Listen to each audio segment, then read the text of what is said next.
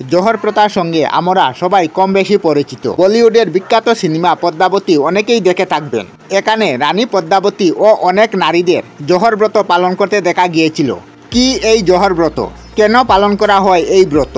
নমস্কার বন্ধুরা, আমি বিধায়কনাথ আর আপনারা দেখছেন আপনাদের প্রিয় চ্যানেল বিধায়কনাথ বাপ্পা। প্রথমে বিধায়কনাথ বাপ্পা চ্যানেলে আপনাদের সবাইকে স্বাগত। আর আপনারা যদি আমাদের চ্যানেলে নতুন দর্শক হয়ে থাকেন তবে চ্যানেলটি সাবস্ক্রাইব করে আমাদের বন্ধু হয়ে যান। আজ আমরা এই জোহর ব্রত সম্পর্কে জানব। জোহর ব্রত এক প্রকার প্রাণ বিসর্জন প্রথা।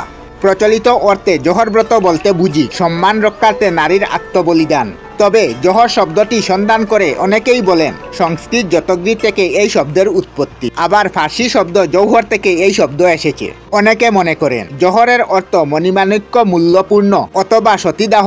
এটি সাধারণত রাজাদের আমলে ভারতে প্রচলিত একটি প্রথা। এখানে রাজারা যুদ্ধে পরাজিত হলে তাদের পরিবারের নারীরা সন্তান সহ নিজের প্রাণ বিসর্জন দেয় নিজেদের তথা রাজ্যের সম্মান রক্ষা করতে। আলাউদ্দিন খিলজি 1703 খ্রিস্টাব্দে চিত্তরগড় কিলা আক্রমণ করলে রানী পদ্মাবতী সহ 16,000 নারী তাদের আত্মমর্যাদা ও সতীত্ব রক্ষার জন্য জ্বলন্ত চিতায় জাপ দিয়ে আত্মহতি দেন।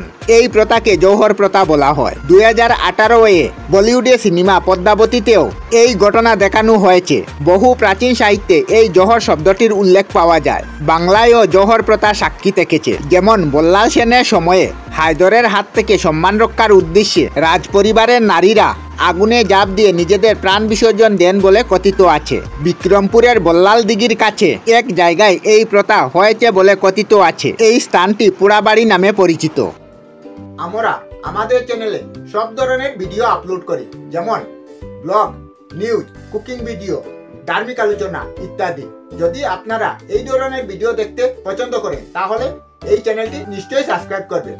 আমি আপনাদের সাথে বিধায়কনাথ আজকের মতো বিদায় নিলাম। আর ভিডিওটি ভালো লাগে লাইক, শেয়ার ও কমেন্ট করবেন। ভিডিওটি সম্পূর্ণ দেখার জন্য অশেষ ধন্যবাদ।